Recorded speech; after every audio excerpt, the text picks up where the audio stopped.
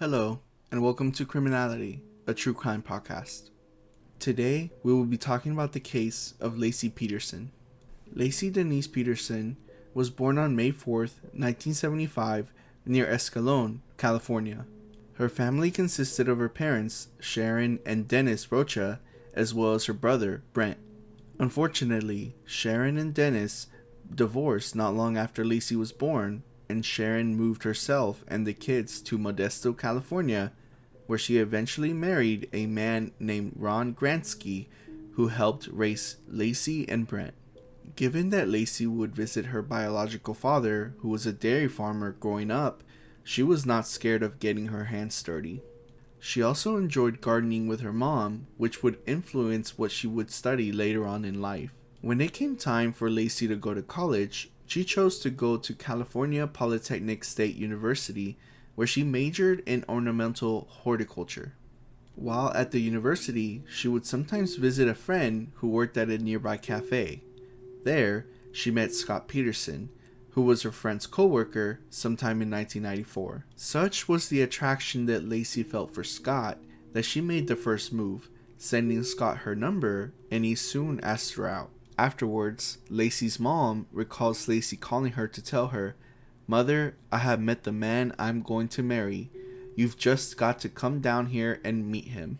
It is interesting to me that even though Laci did not seem at all that interested in Scott's passions, those being fishing and golfing, their relationship went strong enough for them to marry within a few years. After they married, the couple opened a sports bar in San Luis Obispo called The Shack. Even though they initially struggled, they grew the business to be quite successful with the nearby college crowd. Eventually, likely due more to Laci than Scott, the couple put up The Shack up for sale and moved to Modesto, Laci's hometown, to be closer to her family and to start one of their own. Once in Modesto, Laci took a part-time job as a substitute teacher, and Scott got a job with Trade Corp USA, a newly funded subsidiary of a European fertilizer company. The two were doing quite well for themselves, being able to afford a 3-bedroom home in an upscale neighborhood of the city. In 2002, the Petersons found out Laci was pregnant and were expecting a son, who they planned to name Connor, in February of 2003. Laci's family say she worked enthusiastically at being the perfect housewife, enjoying cooking and entertaining guests. While Laci worked hard to be the perfect housewife, who exactly was the man she had chosen to be the love of her life?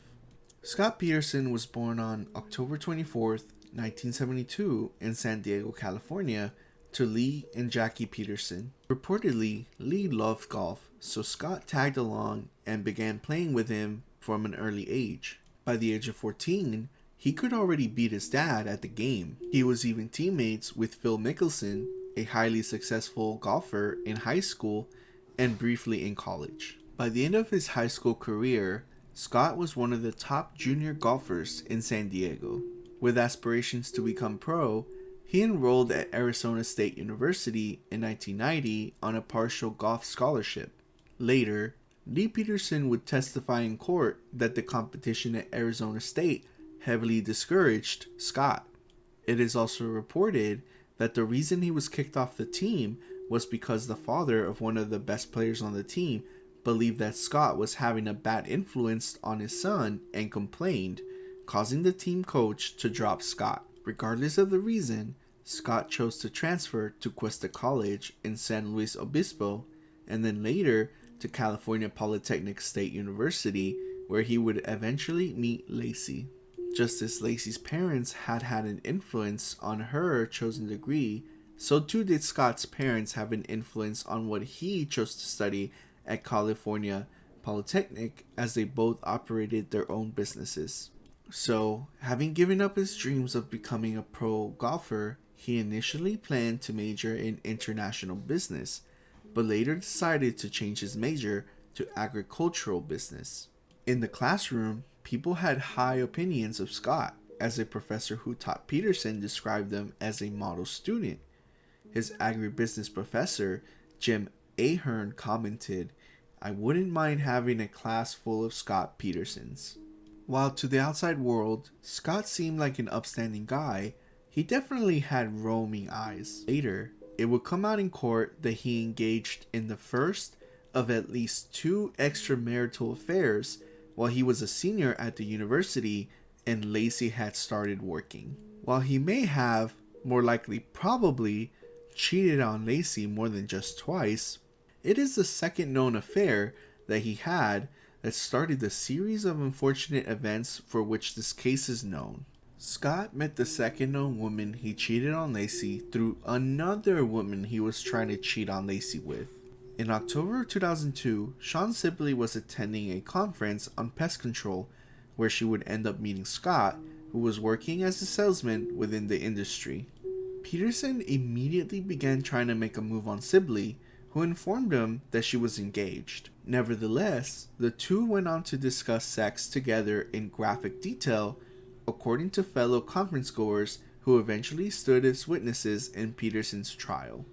Ultimately, Sibley saw Peterson as a potential match for her single best friend, Amber Frey. In 2002, Amber was a 27-year-old single mother of 1 and was looking to settle down. Shawn set up a blind date between Scott and Amber that occurred on November 20th, 2002, while Laci was in the 3rd trimester of her pregnancy. Scott wined and dined Frey so successfully that, despite never having met before, the pair ended up sleeping together in Peterson's hotel room, where he served her his now famous champagne and strawberries. According to an interview Amber gave to NBC, after the second equally thrilling date, Peterson came to visit her at the home she shared with her 2-year-old daughter to tell her that he hadn't been completely honest about his past. He had been married, he said, but told her that he was now a widower. Coincidentally, that same day, Scott bought a second-hand boat that would become important later on. Scott went to outrageous lengths to keep Amber from finding out that he was still married, to the point that he gave her a European phone number that rerouted to his normal cell phone when he was supposedly in Europe for the new year. I'm on the, I think that you're there. I'm near the Eiffel Tower. New Year's celebration is unreal. So, in the midst of his tryst with Amber, Scott hatched and executed his plan to be rid of Laci, but this would not become known until later. In the wake of Laci's disappearance, this is what police pieced together based on their interviews and what they saw when they responded to the 911 call. On December 23, 2002, at 5:45 p.m., Peterson and Laci went to Salon, the workplace of Laci's sister, Amy Rocha, for a monthly scheduled haircut. As they spoke, Amy said Scott offered to pick up a fruit basket that she had ordered for her grandfather as a Christmas gift the next day because he would be playing golf at a course nearby. Scott made sure to tell plenty of other people he would be playing golf on the day of Christmas Eve. The next day, Ron Gratzby, Laci's stepdad, not Scott, called 911 to let him know that Laci was missing. How can I help you? Yes, my son-in-law called. He was playing golf this morning at 9:30. My daughter's been missing since this morning. She's 8 months pregnant. She took her dog for a walk in the park. The dog came home with just a leash on. So the dog came back without your daughter? Right. What is your name? My name is Ron. I'm her stepdad. Her husband, Scott Peterson, is on his way over to the park to play. What's your stepdaughter's name? Scott Peterson? No, your stepdaughter. Laci Peterson. Modesto police detectives John Bueller and Alan Brocchini, the lead investigators on the case, responded to the call. When they arrived at the Peterson home, Laci's keys, wallet, and sunglasses were found in her purse in a closet. The dining room table was meticulously set for a family dinner the following night. Embarrassingly for Scott, one of the two detectives found a phone book on the kitchen counter open to a full-page ad for a defense lawyer. When detectives questioned Peterson that evening, they found him to be dead calm, despite her family's distraught reaction to her disappearance. Apparently, Brocchini found Peterson's nonchalant demeanor suspicious, describing it as a Strange combination of polite and arrogant, disaffectedly distant, and impatiently irritable. He didn't seem like a man who was crushed, or even greatly disturbed by his wife's disappearance and possible death. Bueller later told a news outlet, "I suspected Scott when I first met him. Didn't mean he did it, but I was a little bit thrown off by his calm, cool demeanor and his lack of questioning." When questioned, Peterson initially told police that he last saw his wife about 9:30 a.m. on December 24th, 2002, when he left to go golfing, but later amended that, saying that he actually went fishing at the Berkeley Marina. He said Laci was watching a cooking television show, but was preparing to mop the floor, bake cookies, and walk the family dog to a nearby park. Later that morning, a female neighbor of the Petersons said she found the Petersons' dog, a golden retriever named Mackenzie, and returned him to the Petersons' backyard between 10:10 and 10:17 a.m. About half an hour later, shortly after 10:45 a.m., another neighbor named Mike Chiavetta said he found Mackenzie wandering the neighborhood with a muddy leash and also returned him to the Petersons' yard. Scott said he returned home that afternoon to find it empty. Scott found Mackenzie in their backyard, and Laci's 1996 Land Rover Discovery was in the driveway. He showered and washed his clothes because he got wet from fishing. Although inconsistencies in his statements led police to suspect foul play almost immediately, they did not treat the case as suspicious within the first few hours after the missing persons report was filed. During this initial period, Scott's in-laws defended him and portrayed him and Laci as the ideal couple, and public perception of Scott reflected this. All that changed when Amber went to the police to tell them that she had been seeing Scott while he was with Laci. Chillingly, Scott had told Amber that he had, quote-unquote, lost his wife and that this would be his first holiday without her, a full 2 weeks before Laci actually went missing. Once this information went public, the Rocha family quickly withdrew their support of Scott. As the questions and suspicions mounted, Scott decided to speak out in an interview, but even Diane Sawyer couldn't hide her incredulousness at the BS Scott was trying to peddle. I think everybody sitting at home wants the answer to the same question.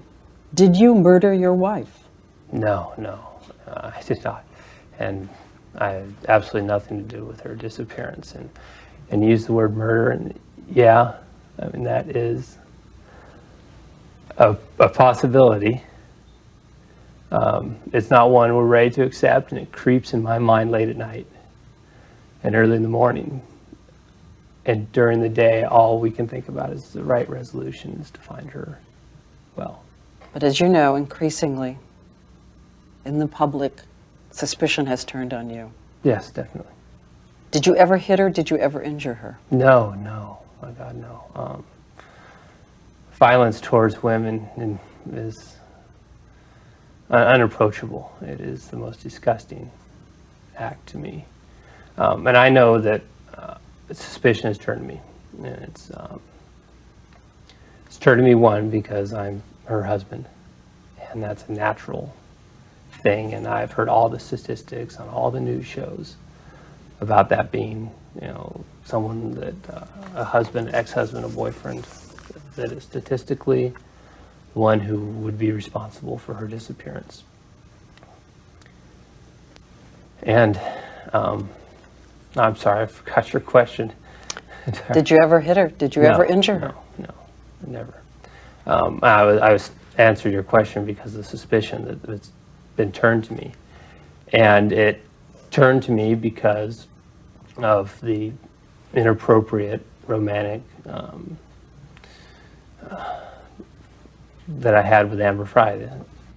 Amber Fry went public about the romance after seeing all the stories about Laci Peterson's disappearance. I met Scott Peterson November 20th, 2002. I was introduced to him. I was told he was unmarried. Amber Fry came forward. I'm glad she did. You are? Definitely. the appropriate thing to do. And it really shows what a person of character she is, and it allows us to get back looking for Laci. Did you tell her that you were not married? I did. And then when Laci disappeared, I called her, and admittedly it wasn't immediately. It was a couple days after Laci's disappearance that I telephoned her and told her the truth. The truth? That I was married, that Laci disappeared. She didn't know about it at that point. And then she contacted the police. But Fry says she first found out about Laci from the news, not from Scott. Were you in love with her? No. Was this the first time? Are there others out there? No. There's no one else who can come forward? No.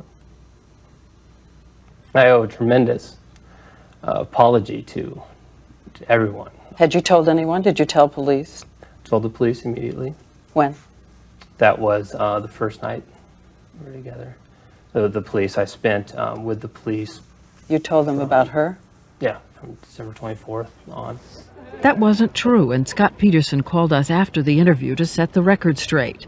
He said he never told the police about his affair with Amber Fry, but claims he did tell his wife. Did your wife find out about it? I told my wife. When? In early December. Did it cause a rupture in the marriage? It was not a positive, obviously. It's inappropriate. But it was not something that we weren't dealing with. A lot of arguing? No. I can't say that even, she was okay with the idea. But it wasn't anything that would break us apart. There wasn't a lot of anger? No. Do you really expect people to believe that an 8.5-month pregnant woman learns her husband has had an affair and is saintly and casual about it? The true break in the case came when, on April 13th, 2003, a couple walking their dog found the decomposing body of a small baby in a marshy area of the San Francisco Bay in Richmond Point, Isabel Regional Shoreline Park, north of Berkeley. One day later, a passerby found the torso of a recently pregnant woman wearing beige pants and a maternity bra on the eastern shore of the bay along a rocky shoreline of the same park, 1 mile away from where the baby's body was found. On April 18, 2003, the results of the DNA test verified that the bodies were Laci Peterson and that of her son, Connor. Peterson was arrested on April 18, 2003, near a La Jolla golf course. He told police that he was meeting his father and brother for a game of golf.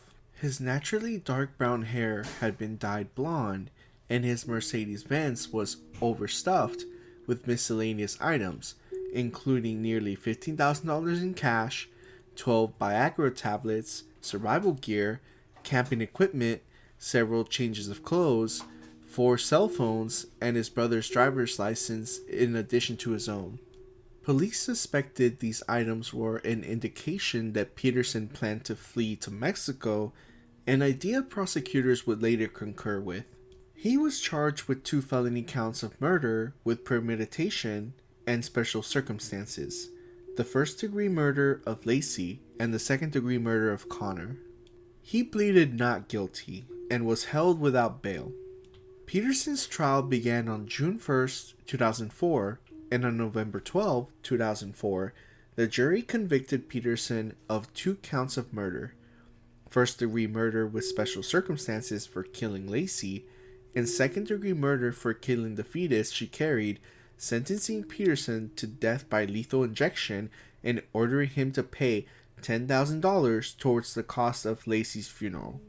On August 24, 2020, in a 7-0 decision, the Supreme Court of California upheld Peterson's conviction, but overturned his death sentence because Peterson's trial judge, Alfred Laci, who had died on February 26, 2008, had dismissed jurors who opposed capital punishment without asking them whether they would put their views aside. Justice Leandra Kruger explained that per Supreme Court ruling since 1968, quote-unquote, jurors may not be excused merely for opposition to the death penalty, but only for views rendering them unable to fairly consider imposing that penalty in accordance with their oath. This is the meaning of the guarantee of an impartial jury. Prosecutors initially stated that they would retry the penalty phase, but subsequently reversed that decision in June 2021. On September 22, 2021, California Superior Court Judge Anne Christine Mazzullo ruled that Peterson would be resentenced to life in prison without the possibility of parole. On December 8th, Mazzullo resentenced Peterson to life in prison without the possibility of parole for the first-degree murder of Laci and a concurrent sentence of 15 years to life for the second-degree murder of Connor. And there you have it, the tragic case of Laci Peterson. What did you think about the case? If you liked this video, please like and subscribe.